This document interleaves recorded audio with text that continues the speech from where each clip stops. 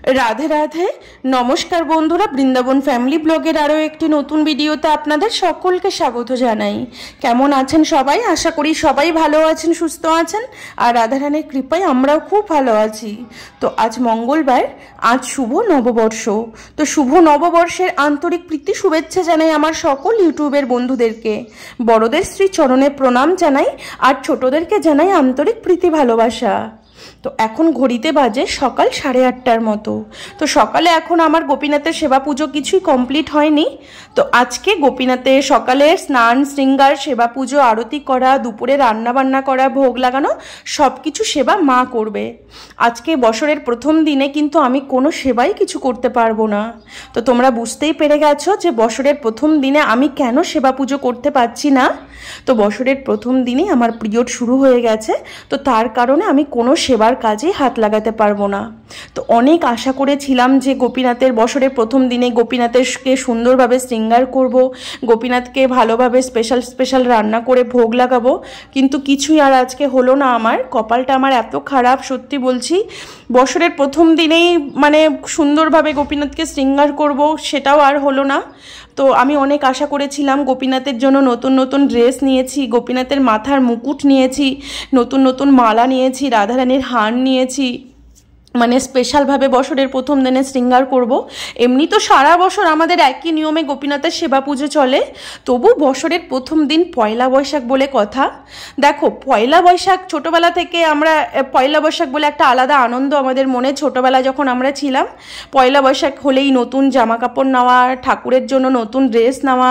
तो सेई रेयाजटा एखोनो थेके गेছে, যদিও আমরা বাংলার বাইরে থাকি তবু সেই নিয়মটা আমরা ছাড়তে পারিনি।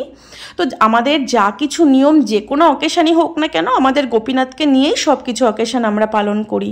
গোপীনাথকে ছেড়ে কিন্তু কোনো অকেশানই আমাদের কাছে বড় নয়। এই জন্য আমাদের যা কিছু অকেশান আছে সব গোপীনাথকে নিয়ে। তো নতুন বছরের দিনে আগে গোপীনাথের জন্য নতুন ড্রেস নিতে হবে, গোপীনাথের জন্য সব কিছু নতুন নতুন নিতে হবে। তো পয়লা বৈশাখের দিনে আমার গোপীনাথকে যা কিছু দিয়ে আমি শৃঙ্গার করি সব কিছু নতুন জিনিস দিয়ে করি।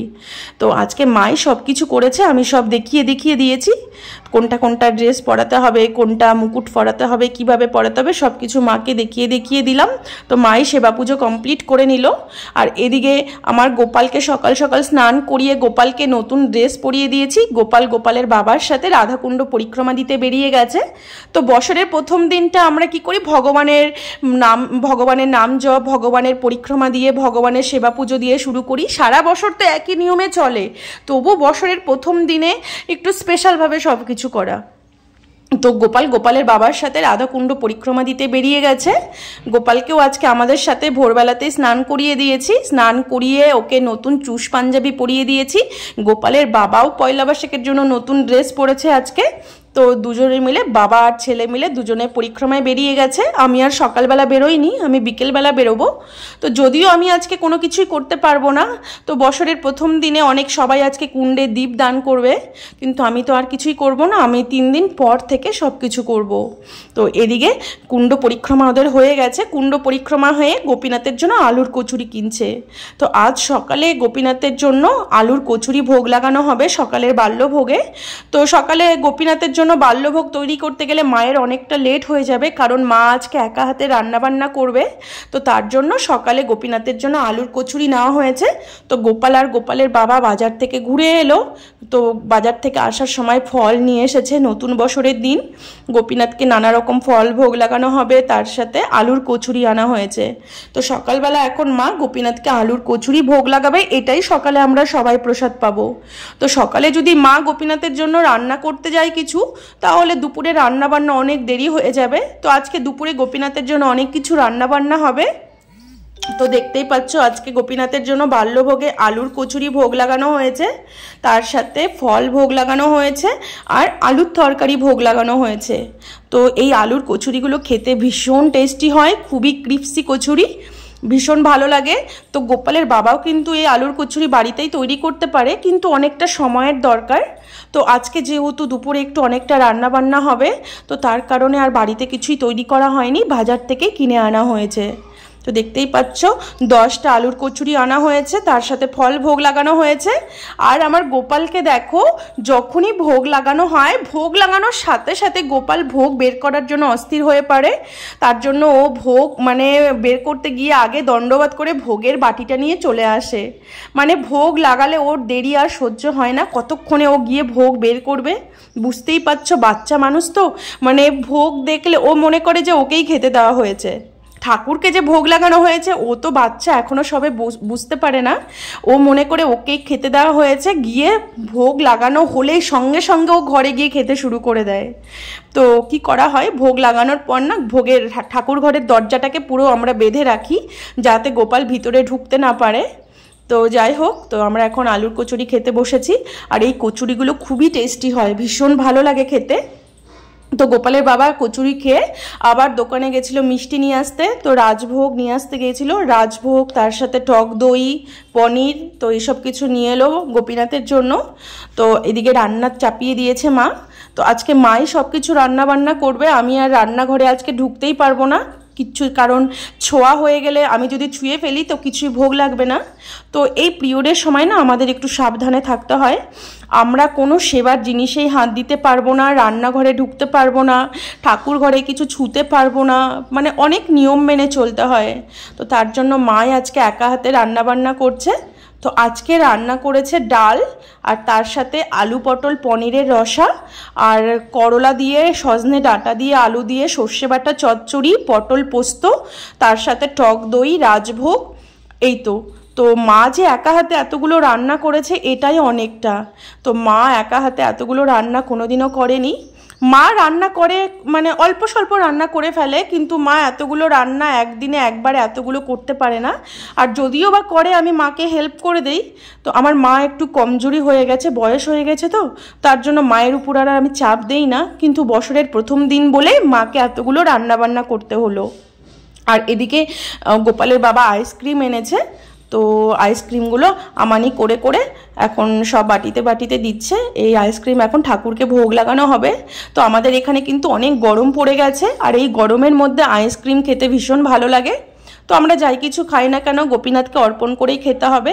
দেখো, আমাদের যা কিছু অকেশন, যা কিছু প্রোগ্রাম, যা কিছু করি না কেন আমাদের গোপীনাথকে নিয়েই কিন্তু করি। আর দেখো, গোপীনাথের জন্য নতুন আসন আনা হয়েছে, আর এটা হচ্ছে পয়লা বৈশাখের ড্রেস। আজকে মা কেমন গোপীনাথের শৃঙ্গার করেছে সেটা একবার তোমাদেরকে দেখিয়ে দেই। তো আজকে শৃঙ্গার এটা দেখো, গোপীনাথের জন্য এই ড্রেসটা নিয়ে এসেছি, 3 সেট ড্রেস নিয়েছি। তো তার মধ্যে এই ড্রেসটা আজকে মঙ্গলবার বলে গোলাপি পরানো হয়েছে আজকে। তো আমি গোলাপি, মঙ্গলবারে সবসময় গোলাপি রঙেরই ড্রেস পরাতে হয়, তার জন্য গোলাপি কালারের ড্রেস নিয়েছি। তো সেই গোলাপি ড্রেসটাই মা পরিয়েছে। আর গোপীনাথের জন্য একটা আসন নিয়েছি, দেখতেই পেলে খুব সুন্দর একটা পদ্ম আসন। আমার মানে আসনটা প্রথম দেখেই ভীষণ ভালো লেগে গেছে। দেখো, আমরা যখন বাজারে যাই, যে জিনিসটা ভালো নজরে পড়ে যে গোপীনাথের জন্য এই জিনিসটা আমাকে নিতেই হবে, যা কিছু সব তো তার জন্যই, তো তার জন্য তাকে দিতে হবে, এটাতে আবার মানে সংকোচ কিসের। তো গোপীনাথের জন্য আসনটা চোখে পড়ে গেল, ভীষণ ভালো লেগেছে। তো 2টো আসন নিয়ে নিয়েছি।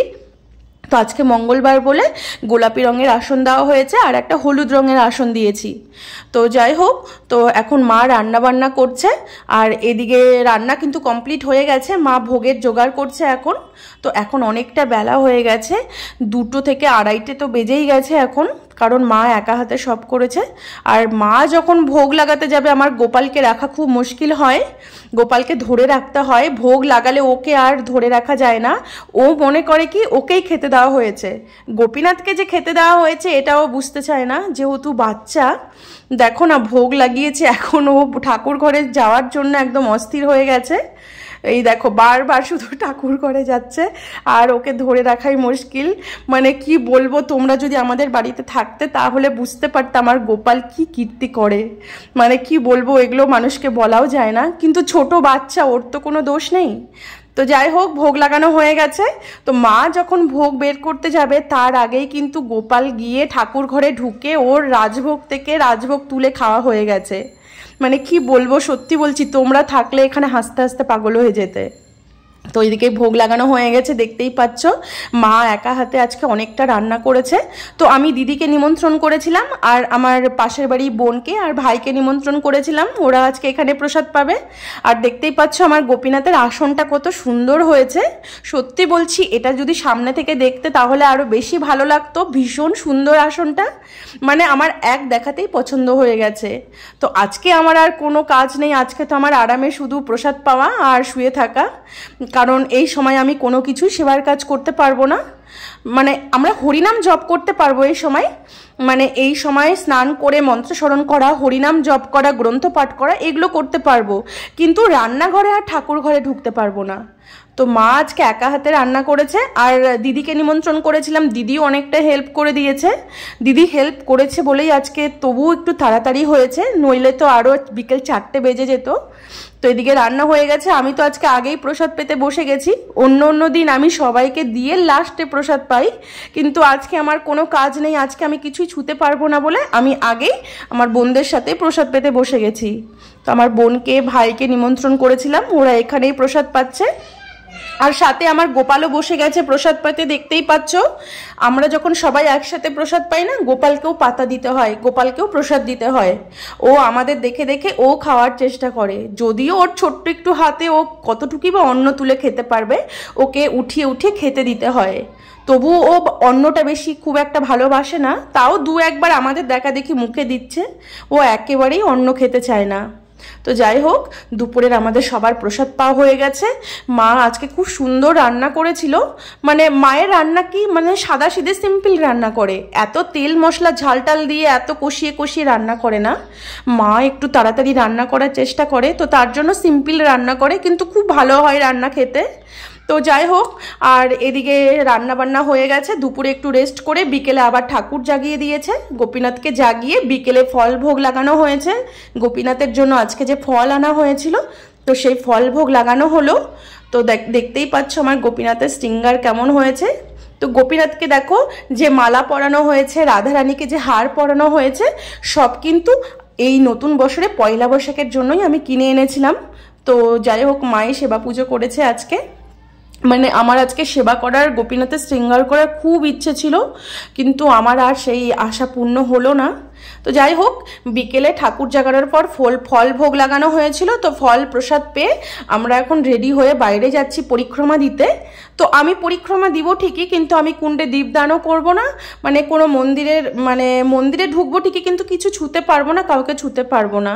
তবুও আজকে কুণ্ডে গেলাম, যে বছরের প্রথম দিন, যে কুণ্ডে পরিক্রমাটুকু শুধু দিব, কিন্তু কিছু স্পর্শ করব না, কুণ্ড স্পর্শ করব না, কুণ্ডে দীপও দান করব না, কিছুই করব না, শুধু বাস পরিক্রমা দিয়ে শুধু ভগবানকে একটু দর্শন করব।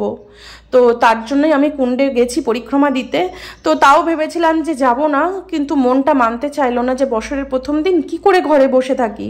তো তার জন্যই আমি কুণ্ডে গেলাম একটু। যাই হোক, রাধারানীকে দর্শন তো হলো, দর্শন করতে তো কোনো বাধা নেই। তার জন্য আমি রাধাকুণ্ডে গিয়ে রাধারানীকে দর্শন করে প্রার্থনাদি করলাম, যে বছরের প্রথম দিনে কেন এরকম করলে, আমার হাতে কেন সেবা নিলে না। আমার মানে মনে একটা সবসময় এটা দুঃখ থেকেই গেল, যে বছরের প্রথম দিনে আমি সেবা করতে পারলাম না। এমনি সারা বছর তো আমি সেবা পুজো করি, তবু বছরের প্রথম দিন একটা নতুন বছরের দিন, দেখো পয়লা বৈশাখ বলতেই বাঙালিদের মনে একটা আলাদা আনন্দ। ছোটবেলা থেকেই এটা পয়লা বৈশাখ হলেই নতুন জামা কাপড় নেওয়া, গোপীনাথকে নতুন ড্রেস দেওয়া, গোপীনাথকে সুন্দরভাবে শৃঙ্গার করা। তো আমাদের তো যা কিছু সব ভগবানকে নিয়েই করতে হয়, গোপীনাথকে বাদ দিয়ে তো কিছুই করব না, যা কিছু করি না কেন গোপীনাথকে নিয়েই করব। তো যাই হোক, সেটা যখন আর হলো না, বলে আর লাভ নেই। তো যাই হোক, তো এখন সন্ধে 7টার মতো বাজে। তো আমরা রাধাকুণ্ডে এসেছি, এসে মন্দিরে দর্শন করছি। আর পয়লা বৈশাখের দিন গোপীনাথকে প্রত্যেকটা মন্দিরে সুন্দর সুন্দর শৃঙ্গার করা হয়েছে। যেহেতু এখানে বাঙালি প্রচুর আছে, যদিও আমরা বাংলার বাইরে থাকি, তো এই রাধাকুণ্ডে কিন্তু প্রচুর বাঙালি থাকে। রাধাকুণ্ডে বৃন্দাবনে প্রচুর বাঙালি আছে। যদিও এই পয়লা বৈশাখটা হিন্দুস্তানিদের কোনো অকেশন না, এটা আমাদের বাঙালিদেরই অকেশন। তো যাই হোক, তো সব মন্দির দর্শন করে পরিক্রমা লাগিয়ে আমরা কুণ্ডে এলাম। তো কুণ্ডে এসে একটু রাধারানীর তীরে বসলাম, বসে এখন গোপালের বাবা দীপদান করছে। নতুন বছরের দিনে গোপীনাথকে দীপদান করতে হয়, তো দীপদান করছে। তো আমি ওকে বললাম যে তুমি আমার দীপটাও দান করে দিও, আমি তো আর দীপদান করতে পারবো না আজকে, আমি 3 দিন পর থেকে দীপদান করব। তবু মনটা মানেনি জন্য রাধারানীকে দর্শন করতে এলাম, যে নতুন বছরের দিনে ভগবানকে একটু দর্শন করতে তো কোনো বাধা নেই, দর্শন করে যাই, তার জন্যই আজকে পরিক্রমা দিতে বেরিয়েছি আমি। তো আর আজকে এতটা কুণ্ডে ভিড়ও ছিল না, কাউকে ছোঁয়াছুঁয়ির প্রশ্নও নেই, মানে এই পিরিয়ডের সময় কাউকে ছুতে নেই, সবাই তো সেবা পুজো করবে, এই জন্য কাউকে ছুতে নেই জন্য বাইরে বেরোতে নেই। তো আজকে ভিড় তেমন একটা ছিল না, কাউকে ছোঁয়াছুঁয়ির প্রশ্নও ওঠে না, তো তার জন্যই আজকে আমি কুণ্ডে বেরিয়েছি। তো আমি এখন রাধাকুণ্ডে দীপদান করে এখন আমরা রাধাকুণ্ডে বসে আছি, রাধাকুণ্ডে বসে বসে রাধারানীকে দর্শন করছি। তো দর্শন করে এখন আমরা বাড়ি ফিরছি। তো যাই হোক, আজকের মতো ভিডিওটা আমি এখানেই শেষ করছি। আবার তোমাদের সাথে দেখা হবে পরের একটা নতুন ভিডিও নিয়ে। তো ভিডিওটি ভালো লেগে থাকলে তাহলে প্লিজ আমার চ্যানেলটি সাবস্ক্রাইব করে আমার পাশে থেকো। সবাই ভালো থেকো, সুস্থ থেকো। নতুন বছরের দিনে সবার জীবনে মঙ্গল হোক, রাধারানীর কাছে এটাই প্রার্থনা করি। তো আজকের মতো ভিডিওটা আমি এখানেই শেষ করছি। রাধে রাধে।